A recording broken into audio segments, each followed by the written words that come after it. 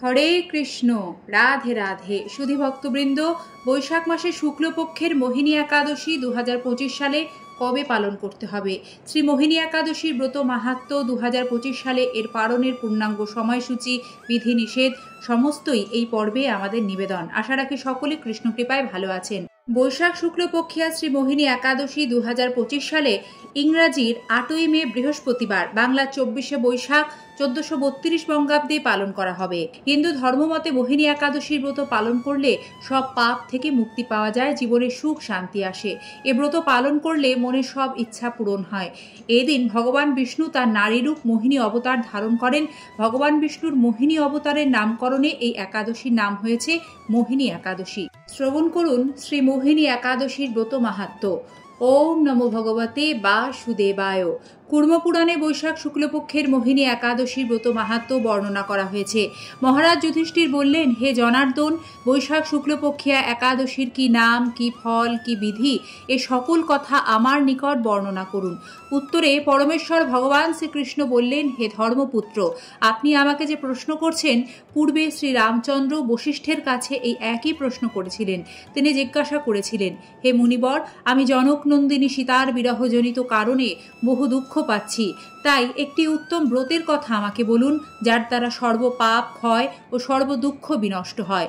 এই কথা শুনে বশিষ্ঠ বললেন, হে রামচন্দ্র, তুমি উত্তম প্রশ্ন করেছ। যদিও তোমার নাম গ্রহণেই মানুষ পবিত্র হয়ে থাকে, তবু লোকের মঙ্গলের জন্য তোমার কাছে সর্বশ্রেষ্ঠ ও পরম পবিত্র একটি ব্রতের কথা বলছি। বৈশাখ মাসে শুক্লপক্ষিয়া একাদশী মোহিনী নামে প্রসিদ্ধ। এই ব্রতের প্রভাবে মানুষের সকল পাপ, দুঃখ ও মোহজাল অচিরেই বিনষ্ট হয়। তাই মানুষের উচিত সকল পাপ ক্ষয়কারী ও সকল দুঃখ বিনাশী এই একাদশী ব্রত পালন করা। একাগ্র চিত্তে তার মহিমা তুমি শ্রবণ করো। এ কথা শ্রবণ মাত্রেই সমস্ত পাপ বিনষ্ট হয়।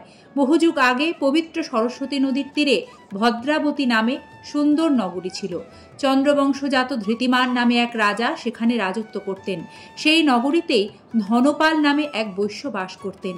তিনি ছিলেন পুণ্যকর্মা ও সমৃদ্ধশালী ব্যক্তি। তিনি নলকূপ, জলাশয়, উদ্যান, মঠ ও গৃহ ইত্যাদি নির্মাণ করে দিতেন।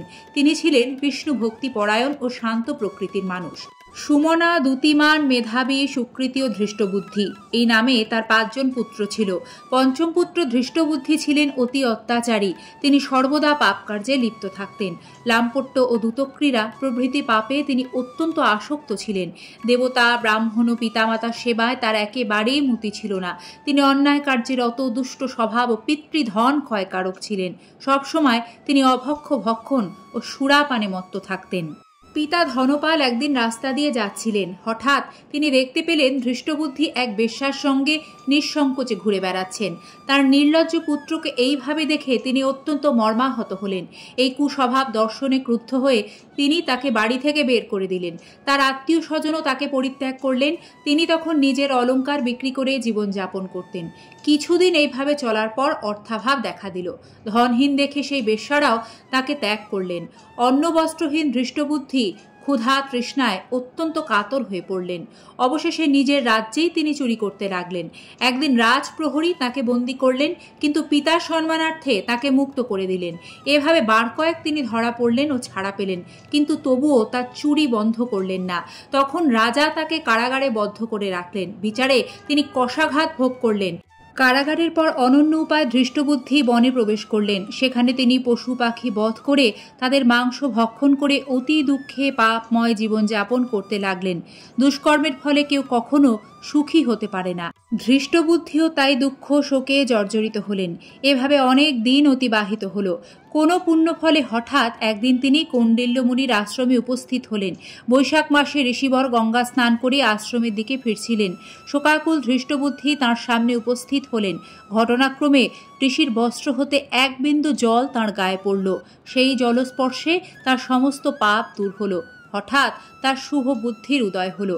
ঋষির সামনে তিনি কৃতাঞ্জলি পুটে প্রার্থনা করে বললেন, হে ঋষি শ্রেষ্ঠ, যে পুণ্য প্রভাবে আমি এই ভীষণ দুঃখ যন্ত্রণা থেকে মুক্তি লাভ করতে পারি তা কৃপা করে আমাকে বলুন।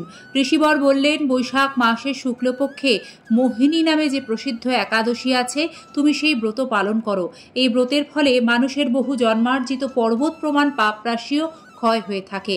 মহামুনি বশিষ্ঠ বললেন, কৌন্ডিল্য ঋষির উপদেশে প্রসন্ন চিত্তে ধৃষ্টবুদ্ধি সেই ব্রত পালন করলেন।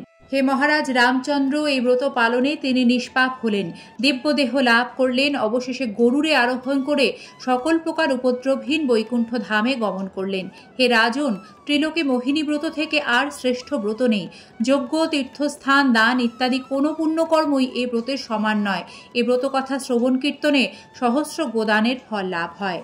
জয় শ্রী শ্রী মোহিনী একাদশী তিথি কি জয়। জয় শ্রীকৃষ্ণ, রাধে রাধে। বন্ধুরা, একাদশীর দিন পঞ্চরবি শস্য ভুলেও খাওয়া যাবে না, কিন্তু ভগবানের তো উপবাস নেই, তাই ভগবানকে নিশ্চয়ই অন্নভোগ একাদশীর দিনেও দেওয়া হয়ে থাকে, তবে নিষেধাজ্ঞা ভক্তের জন্য। একাদশীর পরদিন পারণ সম্পন্ন করে ভগবানকে পঞ্চরবি শস্য ভোগ নিবেদন করে সে ভোগ নিজে কৃষ্ণ প্রসাদ হিসেবে গ্রহণ করে ভক্ত তবেই একাদশী ব্রত পূর্ণরূপে সমাপন করেন, আর এটি শাস্ত্রীয় বিধান। ভালো থাকবেন। কৃষ্ণ কথায় সম্পূর্ণ থাকার জন্য ধন্যবাদ। আজ এ পর্যন্তই, দেখা হবে আগামী পর্বে।